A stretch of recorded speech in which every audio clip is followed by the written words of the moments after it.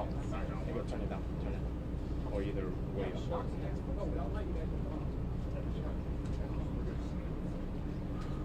And I'm calling up to the podium Congresswoman Debbie Schultz. Thank you so much. I'm Debbie Wasserman Schultz. I represent Florida's 23rd Congressional District, which includes Surfside. And this morning, I've had an opportunity not only to participate in Mayor Levine Cava's briefing, intergovernmental briefing, but to sit down and talk with our national experts from NIST, which is the similar agency that reviews and comes in to decide whether a full investigation will be necessary for structural damage, building collapses. They were investigators in 9/11. They were investigators in a number of structural incidents around the country, and are the best of the best when it comes to making sure that they do a complete and thorough overview. They're in a preliminary investigation right now to determine whether or not they open a full investigation. I mean, I'm not an expert, but I would expect that it is natural that they would decide to do that.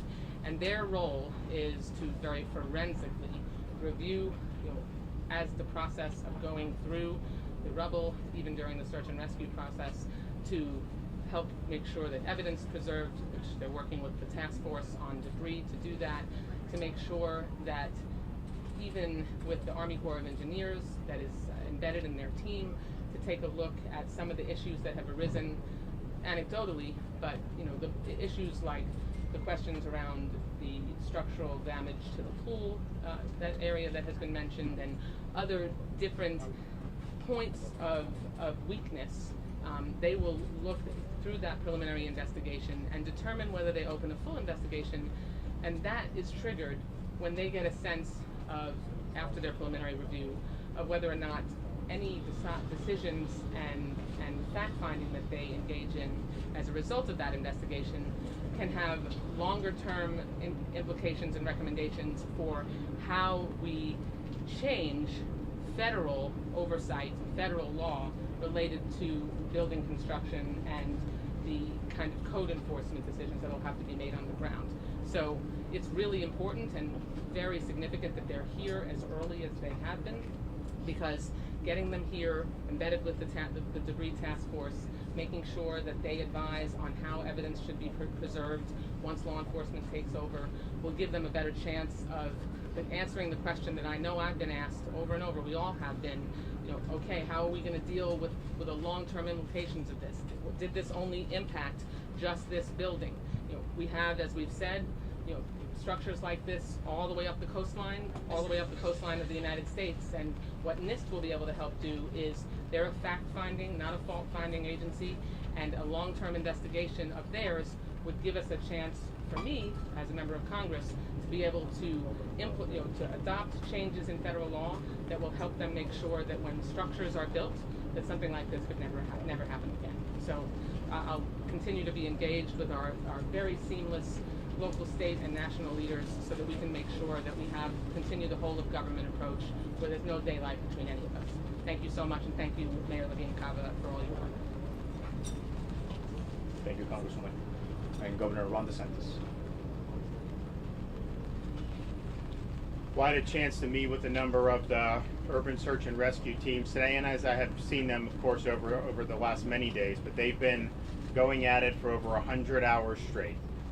When there's danger, they run towards it. They obviously shepherded a lot of people to safety initially, and they have been every minute of every day since the building collapsed trying to identify survivors.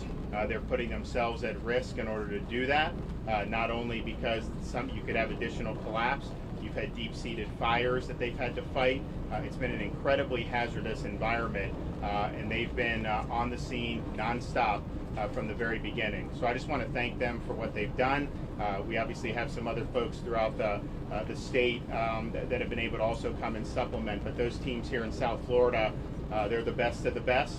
And we had the Israelis come in and take a look, and the Israelis told some of the families what those Miami-Dade search and rescue folks did is exactly what we would have done, exactly what should have been done. And so I think it's a testament, our best in the country here in South Florida, some of the best in the world, obviously Israel coming over. They deserve a lot of credit for putting themselves out there. And obviously the search continues and it will not stop until there's a resolution. So thank you for that. We're also working in conjunction with FEMA as well as in conjunction with both local government and private organizations to bring relief services to the family members. And that involves relocation assistance. It involves things like mental health counseling. And we have folks, we've beefed that up here on the ground. And what we want to do is working with FEMA, identify all the families, get them registered face-to-face, which FEMA is doing and is doing a good job of, and be able to provide these services. I have the head of Volunteer Florida is on the ground to help coordinate with all the great volunteer organizations. The outpouring with the charitable donations has been incredible, millions of dollars, and I think there's going to be millions of more. So it's a testament to this community here in Surfside, as well as the greater Miami-Dade area, and as well as Florida and the United States, because people from all across the country have been involved in that. So those recovery efforts from the family of helping them get back on their feet, helping them cope with trauma, that's going to be ongoing. And this is something that's going to require community involvement, local government, state government, and FEMA for a while, and we're in that for the long haul. The final thing is, of course, rescue number one, care for the people that have been displaced number two, but we do obviously need to identify why this happened. I was able to meet with the NIST folks today, and they were created after 9/11. They've done a handful of really thorough investigations since their creation. 9/11, they did Joplin, Missouri from the tornadoes. They're doing Hurricane Maria in Puerto Rico. They did a Rhode Island nightclub fire that happened almost 20 years ago. And so they've never done just a straight building collapse that wasn't involved with either hazards or terrorism. And so this is going to be something that's important. It is something that's going to be very thorough, and it is something that is not going to happen in a day or two. This is going to take a long time. That's the time horizon they work on, and I understand that. What I've told Mayor Burkett in Surfside, as well as Mayor Cava, because Surfside has retained people to look in, and then obviously Miami-Dade with the state attorney, they're doing an investigation. I think those investigations may be able to provide us with some information maybe a little sooner than an NIST, and I think that's important because if there are things that need to be done at the state level, we obviously would want to get information as soon as possible. And so we've pledged at the state, if they need support from engineers, from experts, whatever we need, whether it's Surfside, Miami-Dade, we're here to help. I think the people of Florida want to understand how could this happen, and then what could we do to make sure it doesn't happen again. And so we'll be working on that for the long term. But in the interim, thank you for everybody who's going through that rubble. Thank you for being on the front lines for us. Your work is very, very important, and it's been very, very selfless. Thank you, Governor. And now Lieutenant Governor Janet Davis. Thank you. Good morning. I'll reiterate what the governor said in Spanish. Queremos agradecerle a los grupos, a los equipos de búsqueda y rescate que siguen continuando en su proceso. Estamos muy agradecidos desde el punto de vista del Estado en todos los esfuerzos que ellos han hecho en estas últimas horas, estos últimos días, en un momento muy difícil para nuestra comunidad, para la familia, las amistades, para todos aquí. Y de verdad le agradecemos todo el esfuerzo, la energía con que ellos están tratando de buscar sobrevivientes. También le queremos agradecer que el grupo de Israel que está aquí actualmente, ellos han dicho, sí, con mucha certidumbre, que nuestros equipos hicieron lo debido, hicieron lo que tenían que hacer, y no hay duda que nuestro equipo del condado es uno de los mejores, si no el mejor en nuestro estado y tal vez en nuestro país. Así que estamos muy agradecidos del apoyo que hemos recibido de Israel. También el Estado continúa en la colaboración con el gobierno local, en proveyendo servicios, especialmente con lo que es los servicios voluntarios. Tenemos aquí Volunteer Florida, que está iniciando y que está manejando lo que es el proceso de las donaciones. Hay obviamente una respuesta de la comunidad que ha sido para mí muy positivo. Hemos visto personas de todas partes, no solo de aquí de nuestra comunidad, pero de todo el mundo, que está ayudándonos con lo que es las donaciones, tanto las donaciones y lo que es las organizaciones caritativas que también están recibiendo fondos para ayudar. Van a haber muchas personas, sabemos que hay muchas familias que han tenido problemas obviamente con estas circunstancias, que han tenido que irse de sus edificios y van a necesitar ayuda a largo plazo. Y también quiero reiterar que el gobernador tuvo la oportunidad de reunirse con NIST. Eso es el Instituto Nacional de Estándares y Tecnología, que tiene el cargo sobre lo que es los edificios o circunstancias cuando hay un colapso tal como hemos visto aquí. Nunca en la historia han tenido que lidiar con un colapso tal como este. Han lidiado obviamente con 9/11 en actos de terrorismo y también en otras circunstancias. Eso va a ser algo de largo plazo. Eso va a tomar años tal vez en recibir el reporte. Pero sí también quiero asegurar que estamos de nuevo coordinando y colaborando con el gobierno local para lo que es las investigaciones actual. Surfside, el condado, vamos a seguir iniciando ese proceso para proveerles respuestas a los familiares que tanto necesitan una respuesta. De nuevo le agradecemos a nuestros grupos, a todo el que esté aquí. Estamos unidos en el dolor de esta comunidad, de los familiares, y que Dios bendiga a todos los que están trabajando día tras día, sacrificando. Muchas gracias.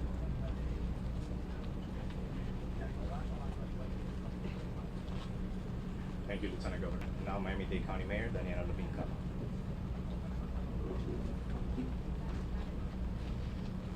Here we are, day 5, and the search and rescue work continued throughout the night, 24/7, the tireless work of our first responders. These are truly the men and women who have dedicated their lives to saving lives, and this is what they live for, to save lives. So they're out there with every resource that they need to ensure that they can search this area, they can sweep the mound with cameras, with dogs, with sonar, and additional heavy machinery that has come in to start to clear away the debris. We are exploring all possible avenues that they identify. And we're going to continue and work ceaselessly to exhaust every possible option in our search. I repeat, the search and rescue operation continues. As the governor and the congresswoman said, and the lieutenant governor, there is going to be a thorough and full investigation of what led to this tragic event.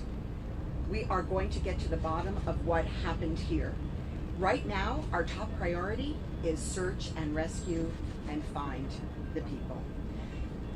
And you can see we have a truly unprecedented mobilization effort underway with the full resources of our local, state, and federal government on hand already, for days already, and people coming in from around the state and around the world to assist us right here in Surfside. I am so grateful to all of the leaders and all of the teams, and especially those who are up on the mound and putting their own lives at risk to find others. This morning, we did recover another body. That brings the count to 10. The total number of those accounted for is now 135, and the total unaccounted 151. Our detectives are working in real time right now to audit this list. We're receiving multiple calls still from family members about the same loved ones, and the information is coming from various sources.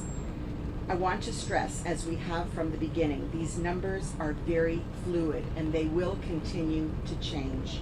I want to provide you, as we have done and will do, the best updates as soon as we have them.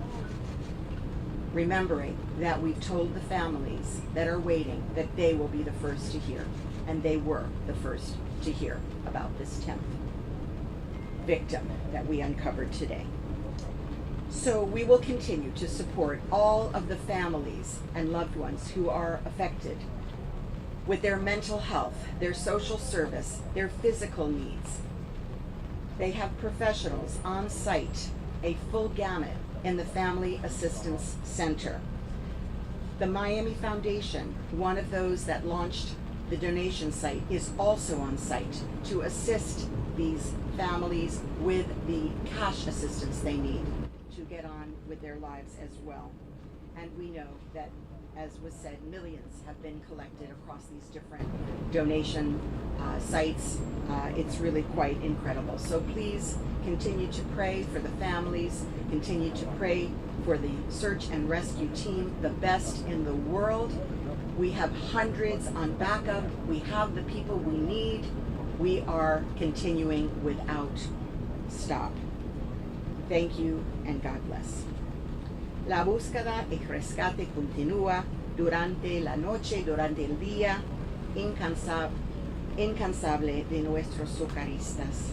Estos son hombres y mujeres realmente comprometidos al salvar vidas. Eso es su meta, salvar vidas.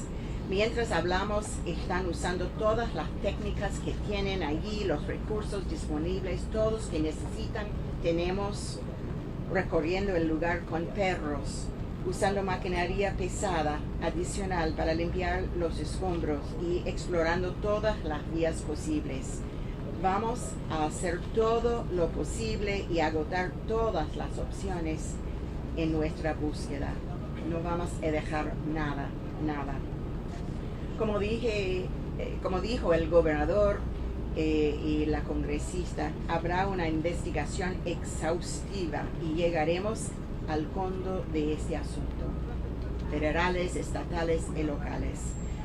Como pueden ver, tenemos una movilización sin precedentes de apoyo y recursos en el sitio del Estado, federales de FEMA, los equipos internacionales que nos apoyan y todos nuestros otros aliados. Estoy muy agradecida con todos los líderes y equipos que están aquí para apoyar esta operación. Estamos trabajando juntos para salvar vidas. Esta mañana recuperamos otro cuerpo, lo que eleva el número total de víctimas a 10. Como siempre, hablábamos con las familias primero de anunciarlo acá. El número total de los contabilizados es ahora 135 y los no contabilizados es 151. Quiero enfatizar, como siempre, desde el principio, que estos números siguen siendo extremadamente fluidos y seguirán cambiando. Estamos trabajando brindarle a las mejores actualizaciones que tenemos y continuaremos haciéndolo, porque sí cambian los datos.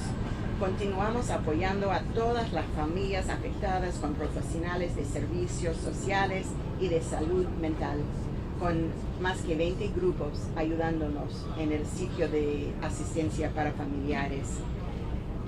Estamos agregando todo en el centro y estamos muy agradecidos por toda la ayuda que estamos recibiendo. La Fundación Miami, uno de los que está recibiendo donaciones, también está allí ayudando a las familias con necesidades para pagar para las necesidades. Continuamos orando para las familias, para los que están allí y para nuestros socorristas que están poniendo sus propias vidas en mucho riesgo para esta búsqueda y rescate. Gracias a todos.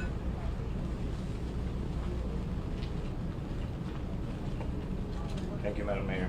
And now Chief Financial Officer and Fire Marshal, Jimmy Petrons. Thank you. Good afternoon, Governor. Thank you for your leadership through all this. You don't get a break. Hurricanes, pandemics, you name it. This governor's been boots on the ground. He's been leading since day one.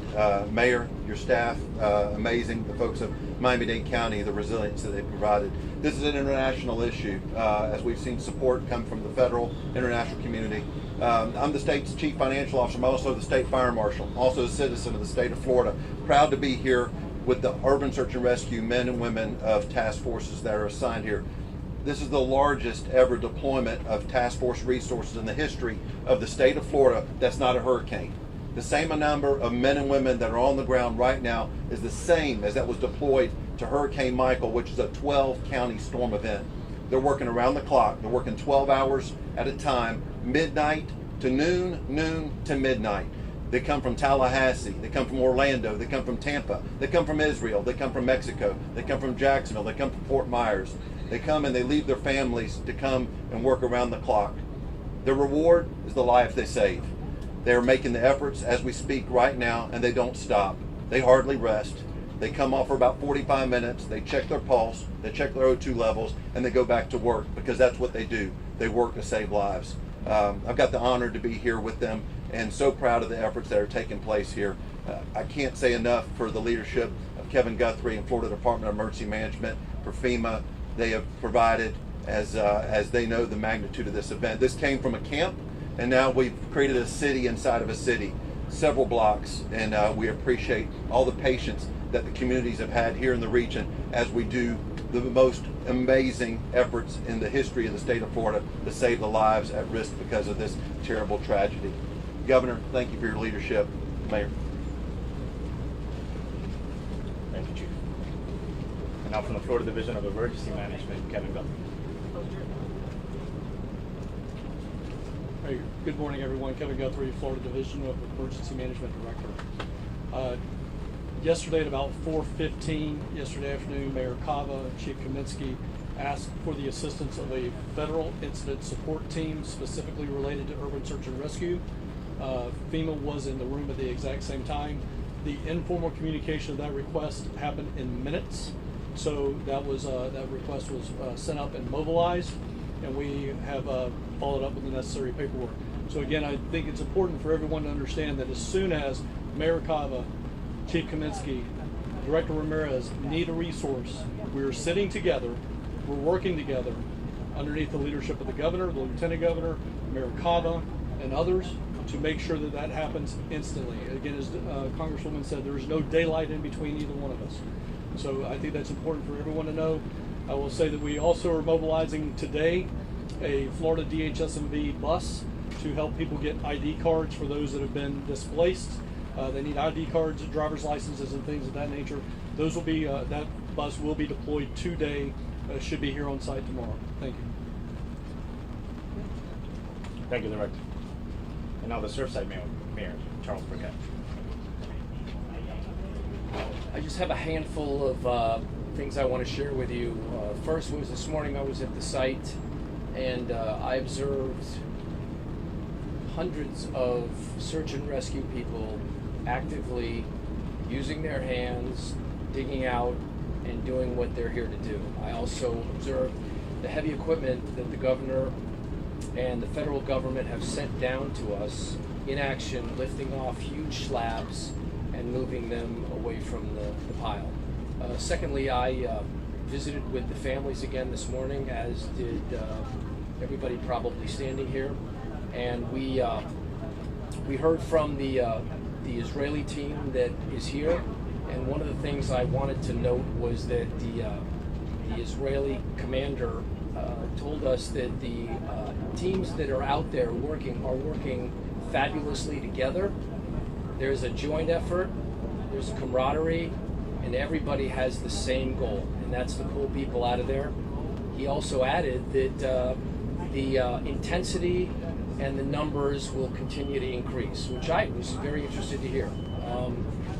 Thirdly, I want to make everybody aware that there has been some discussion about why this happened, and that is, as the Mayor Cava said, and the Governor said, that's an issue for another day, because right now we have two issues. Number one is to pull our family and friends out of that rubble and reunite them. Number two is to support the families. But to the end, with respect to the information, we directed our staff to go ahead and scan every shred of documentation that the town of Surfside has, which includes going to our archive storage sites. We've got boxes, and we're sending those boxes to a printing scanning company, and those documents will be available for your review. I know you've seen some documents already, and again, I haven't had a chance to watch the news because we're sort of in the midst of this disaster. All of us. I don't know that anybody else has a chance to watch the news either. But I learn of stuff from you guys, and I'm able to follow up on it. But most recent are a couple disturbing comments that I saw regarding minutes, board minutes at the Champlain South Towers with respect to some of our officials in town. But be that as it may, we will get to the bottom of it. Last comment I want to make is late last night I had toured, and this is on the personal side, I had toured the site as I normally do. Usually I'm there 3 times a day, in the morning, in the afternoon, in the evening. And I came across a little girl. She's about 11 or 12 years old. And I had seen this little girl before, and I know because she was with her mom and we had talked. And she may have been with her dad, I'm not quite sure, but one of her parents was in that building at the time of the collapse. And the other parent lives a couple buildings away. And she told me she goes back and forth.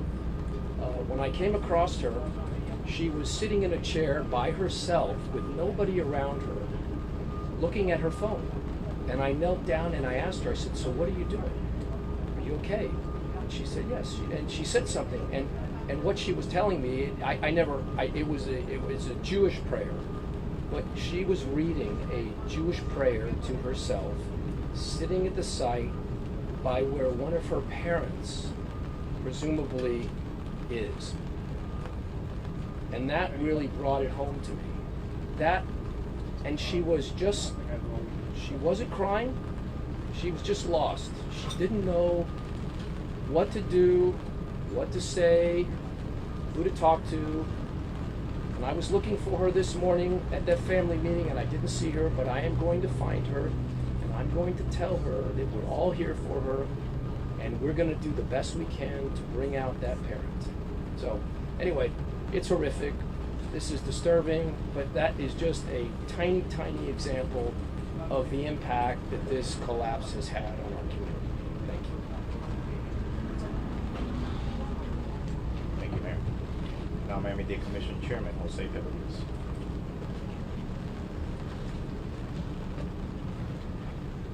Mayor, that story is the story of so many that are in this situation right now. The families we met with, the mayor and I this morning, the pain in their face, their expressions, it's not unlike anything I've seen before. It is very difficult to know that your loved one could still be alive and have the hope to believe that, and at the same time just sit there and wait for that information to get to you. That's got to be one of the most difficult things that anybody could endure. And these people are doing it now, as the governor said, 100 hours since this took place. But the hope is there because the very best team in the world started early because they are part of this community. So are one.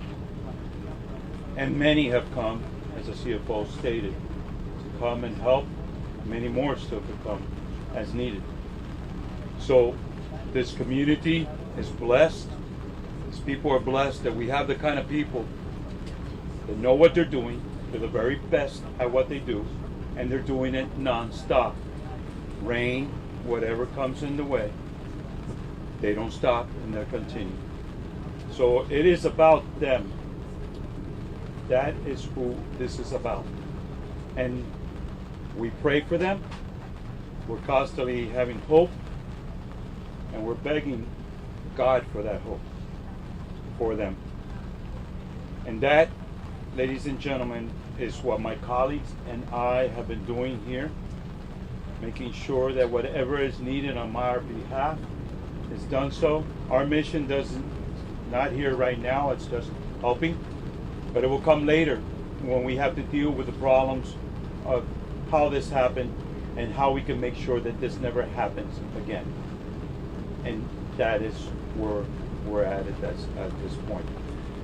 Quiero repetir que lo que dijo el alcalde de Surfside, la historia que dio de la niña, es la historia que estamos oyendo de muchas personas en esta comunidad que están sufriendo en estos momentos, sufriendo de una forma muy difícil. Estábamos la alcaldesa y yo y otros más, mis colegas, con ellos hoy por la mañana, y la cara que tienen y la forma que están, es muy difícil decirle nada, porque es muy difícil sufrir lo que ellos están sufriendo. Pero estamos con ellos y estamos al lado de ellos. Y hemos estado en una forma que, gracias a Dios, hace 100 horas cuando empezó esto, ellos tuvieron el mejor equipo posible para hacer este trabajo, estaba aquí haciéndolo. Y no han parado en esas 100 horas. Y hay más de 360 y pico personas trabajando ahí, haciendo todo lo que sé, y lo están haciendo lo mejor posible. Lo mejor que podemos ofrecer nosotros es pedirle a Dios que se encuentren las personas más antes posible, que puedan encontrarlos, y darle esa esperanza tan necesaria a estas personas que la necesitan, a esa familia, porque esto es de ellos, esto es en ayudarlo a ellos y también a aquellos que están trabajando, poniendo su vida en la línea en todo momento, que la pueden perder si le cae la cumbre arriba, trabajando para buscar a los sobrevivientes. Mis colegas y yo estamos aquí apoyando y ayudando en todo momento en que podemos ayudar. Pero nuestro trabajo empieza después, cuando llegue el momento de hacer todo lo que es las leyes y mirar esos hechos de por qué esto sucedió. Y a la vez que esto sabemos qué es lo que sucedió, entonces vamos a hacer las cosas apropiadas, las leyes apropiadas, conjunto con el Estado y con todos los compañeros que tenemos, porque todos los gobiernos, todos estamos trabajando juntos en esta desgracia que ha tomado puesto en nuestra comunidad. Muchísimas gracias. Thank you, Chairman. And now Miami-Dade Fire Chief Adam Kaminsky.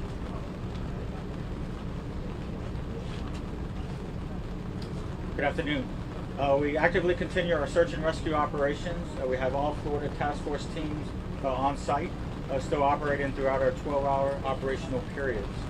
A very, very challenging, very difficult situation, but we keep going, looking, searching for any opportunity. I have my Assistant Chief of Operations to come up just to speak in a little more detail on what we're covering.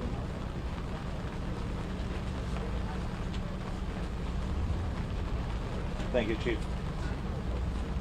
All right, so just a recap from yesterday versus today and what we're looking for later on today. So as the operations continue, we had personnel utilizing bucket brigades, including the heavy machinery, to start removing some of the debris. This afternoon, we'll be switching positions as a result that most of the individuals have come up upon larger concrete areas that now require heavy machinery. During that process of the delayering, we did find the 10th victim, as the Honorable Mayor had mentioned. That person was processed and removed from the pile, and operations continued. Again, the operations continue in the search and rescue mode. There's a misunderstanding in regarding that everyone believes that the search and rescue operation should cease after a specific time, and that's far from the truth. In the end, there's numerous variables and facts. It's not based on opinions, it's not based on time. It's not based on, a specific area you just happen to see on TV that went down. It's based on variables and facts. In conjunction with that, we have to consider all options. Then, and only then, we take all that information and we make a collective decision. But it's not going to be from an office, it's not going to be from a television, it's not going to be from an individual that's down the street. It's going to be made collectively with the incident commander and from there on forth. Thank you.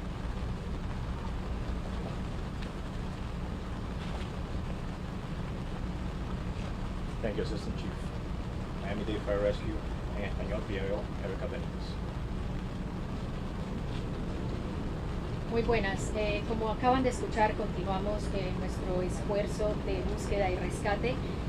Estos equipos que están trabajando aquí hoy, tenemos 8 equipos en total que están ahora trabajando con esta misión. Nosotros continuamos esta misión debido a varios factores y varias variantes. Estas decisiones se toman con mucha cautela debido a la dificultad de esta operación. Continuaremos la búsqueda y rescate hasta que hayamos agotado todas las posibilidades de encontrar vida bajo los escombros. Esa es la misión de los hombres y las mujeres que están trabajando en esta misión, y eso continuará hasta que se tome otra decisión. Muchas gracias. Thank you, Erica. And we're going to open up for questions. Again, please raise your hand and be selected. Go ahead, right here. I have two questions. First, I have a question for Fire. What do you say to people who are watching this at home and saying that the search and rescue is going too slow? And then my second question is for Mayor Levine Cava. In the debriefs that you're having with families, what are the conversations like, and what are you telling them to potentially prepare for? Okay, so the first question in regards to fire, that the belief that the operations are going too slow. This discussion came up during the Family Assistance Center. It's one of the questions that was brought up by the family, and this was addressed by us, and again seconded by the Israeli team that was there. Folks, what we're dealing with is a situation that includes complexity, and I know that we utilized the words before. However, the situation at hand is we're not lifting floor by floor. We're talking about pulverized concrete. We're talking about steel. Every time there's an action, there's a reaction. As yesterday is a perfect example. Now, we had family members at the site to basically see exactly what we've done. This is unconventional, especially so early in the stages. However, as the individuals continue to work feverishly with urgency, they witnessed a rescuer tumble 25 feet down the mound. That is a perfect example of the situation that we're dealing with. This was, again, it was witnessed by the family members themselves at the site. So again, it's not an issue of we could just attach a couple of cords to a concrete boulder and lift it and call it a day. We're digging through, again, rubbles of concrete, the size of basketballs, the size of baseballs. And then and only then, in combination with the safety of the personnel, and of course, considering the victims themselves, it's going to take time. It's not going to happen overnight. It's a 12-story building. It's going to take some time. To follow up with the part of the question having to do with what is discussed at the family briefings, that's what's discussed. Assistant Chief of Jabala has gone through in extreme detail the map of the mound. It's marked out. The grids explains exactly what's being done in each part of the grid. After all of the technical questions are answered, we talk about DNA. We talk about how the DNA match is going to be made. We talk about communicating with family members. Who will be the next of kin? How will they be contacted? Who will be next to learn about it? How will it be opened up for public knowledge? And we talk about their questions about, is enough being done? And they have seen firsthand what is being done, and they see that everything has been done that can be done, and that they recognize the full danger that these first responders are exposing themselves to, and what it has taken for them to get to this point. Families, because of the process we've gone through, are coming to their own conclusions. Some are feeling more hopeful, some less hopeful, because we do not have definitive answers. We give them the facts. We take them to the site. We show them the operation. We show them where the pancake is. We show them where the tunnel is. We show them where the dogs are running up and identifying something that is then going to be explored. They have seen the operation. They understand now how it works, and they are preparing themselves for news one way or the other. Wait 1 second, we have a question here. Mayor, on the unidentified victims, is this an issue of DNA or communicating with their families? So we tell you the difference. We tell you when a person is identified, and we tell you when we can identify it to you, which is after the next of kin have been notified. But on the two that happened, is it one or the other? I'm going to defer to the Can you repeat the question? Okay, this is for the police. We'll have an answer. They're handling the homicide investigation, so they can answer. In terms of the two unidentified, what was your question in terms My of? question was on the unidentified victims. Is it an issue of DNA, which you don't have, or is it an issue that you haven't been able to communicate with their family? There's multiple variables when you're dealing with this. It depends on the condition of the family member that's recovered. We have crime scene and medical examiner personnel on scene with our firefighters when a family member is recovered. If it's possible, we do a rapid DNA test, and then immediately goes to the lab and we expedite that component. Once we have a positive match, we, in a very sensitive and personal manner, we make contact with the next of kin. If there's a component where we cannot get rapid DNA, the medical examiner will collect the family member, and that process will happen at the medical examiner's office. Once that family member is identified, then that process will happen. We'll notify next of kin same way. That's how we do it, and we do it all with respect and integrity. It's very emotional. This whole process has been emotional, and that's why I call it family member, because what we've gone through here, I think we're all family now. Question here for Fire Chief. Assistant Chief, can you please talk about some of the facts and variables you're gathering, Sure. maybe providing hope? One moment, let me just answer. What was that now? Once we make, that's why you see when we say we have lost 10 and there's 9 identified, that's because that process is going on. You know, when it comes to the part that it is a family member that we're unable to identify at that moment, the medical examiner will assist in that with that process. And that'll come along, and obviously that will affect the numbers as we move along. That's why all these numbers that we're giving are right now subject to change. We're dealing with a very terrible situation here. That's why we have to be always keep mindful of our family members that are listening and watching right now. Sir? Yes. I'm sorry. I'll reiterate. Okay, so Fire Chief. All right. If you could just please talk about some of the facts and variables you're gathering that may be providing you some hope. All right, so in regards to some of the facts and variables that the operations and every operational period that we hit up on, as we continue to delayer, just as we mentioned to the families at the Family Assistance Center, we have what we utilize is called sonar. It's listening devices. Okay. In addition to that, some of the facts that we have, or some of the variables, are the sizes of the void spaces.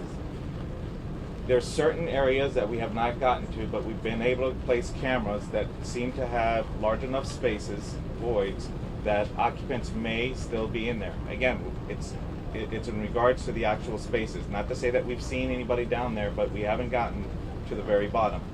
In regards to the sound, so that there's no misunderstanding, it's not sounds of people talking or yelling out.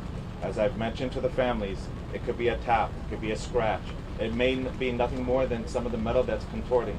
But at the end, as I've said before, all variables, all facts have to be made before we make a decision to move to the next phase. And I can tell you that it's not based on one little section because it was completely destroyed. I have to look at the entire pile as 100%, confirmed in regards that we need to go to the next phase. And again, I got to reassure, we mentioned the fact that we're just not there yet. We're just not there yet. Go ahead. Now that we have some semblance of a DNA database for victims, what's the timeline from recovering someone to identifying them to notifying them? What timeline are you looking at for recovery? This is what's so amazing, the work that's being done not only by our fire personnel, but our homicide detective, our crime scene personnel, and our medical examiner, our rabbis who are there also on the scene that are helping us. When we are able to collect, it's called rapid DNA. When we have a family member where they're eligible to go through the rapid DNA process, the moment that sample is taken, that detective, that analyst will run directly to the Family Unification Center where it's entered into a system so we can have the match with the standards that we took from family members. Then there's a second protocol at the lab. It's verified because we cannot have a partial. It has to be 100% because we cannot re-victimize our family members and give them wrong information. Typically what we've been seeing has been within a day when we're able to get the rapid DNA component. When the DNA has to be done from the medical examiner, they do it as fast as they can, and then that notification is made. But that's pretty much how the process is, and we do it as fast as we can and as accurate and correctly as we can. And final question here. Alcaldesa, buenos días. En español, please. Alcaldesa, usted en un momento describió lo que pudieron ver esos familiares ayer en el sitio, porque obviamente para ellos visualizar el trabajo era diferente a lo que veían en el noticiero. ¿Puede escribirnos en español qué vieron ellos ayer del trabajo minucioso que se está haciendo adentro? Sí, las familias que están visitando el sitio se ven exactamente la basura que existe, pueden más o menos identificar dónde estaban en la vivienda de sus amados y se ven los socorristas haciendo su trabajo. Por ejemplo, dijo antes que uno cayó durante que estaban allí mirando, cayó unos pies por el peligro que existe, muy instable, agua, eso. Vieron los perros, vieron las cámaras, el túnel que hicieron. Entonces eso fue algo muy importante, muy catártico, algo que lo ayudaba mucho en pensar, pensar en sus amados, pensar de dónde eran, y tal vez si ellos no sobreviven, imaginar ellos ahí para la última vez. Eso ayudó quizás a que estén un poco más de confort, de saber que el trabajo sí se está haciendo, porque había muchos temas de los familiares que escuchábamos. Ellos estaban muy contentos de tener esa oportunidad hasta que nos agradecemos para la oportunidad de ir y que ellos ya ahora entienden lo que está pasando y tienen el confort de saber que todo que podemos hacer está hecho. And final question.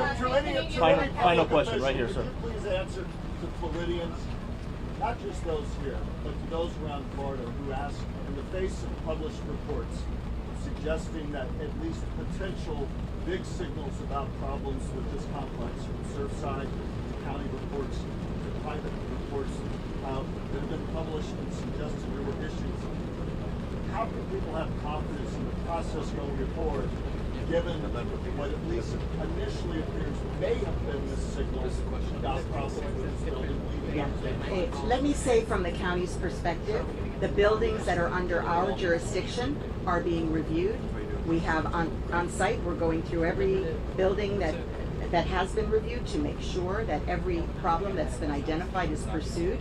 I feel confident that it has been. We have a very rigorous building department, and we stand ready to assist our cities, just like is happening in Surfside, to do that deep dive, and not only that, but immediately to make any changes that we can to make this process more robust in the future. Is that it? That answer your question?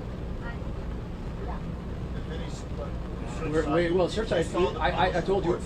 Yeah, well, no, I didn't, and that's why, because I'm here sort of in the news rather than watching it. But the bottom line is, my commitment is we're going to take everything we have, boxes digitally, get it scanned, and get it up on the website. It is what it is. We're going to let you guys sort of review it, and we'll address it as it comes. But like I said, I think all of us agree that the number one priority today is to rescue people out of that rubble. Number two is to support the families, and then we'll get to that. But just know that that is in the works, and we will be 100% transparent. Good job. And for Creole translation, Ivan Morisot.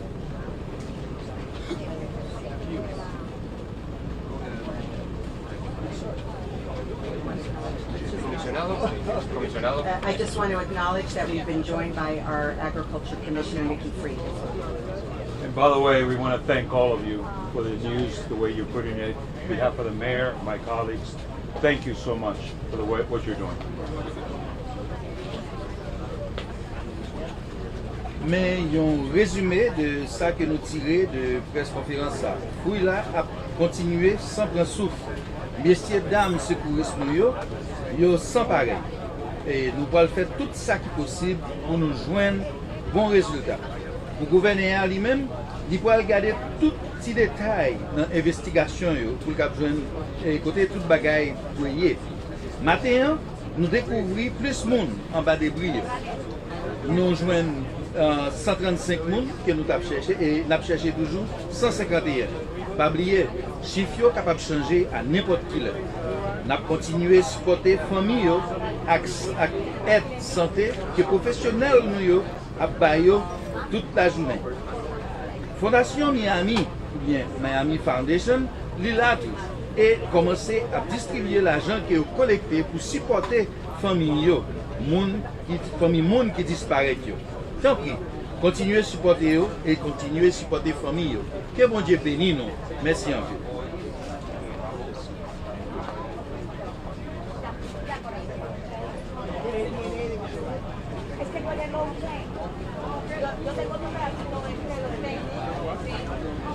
O ahí le preguntas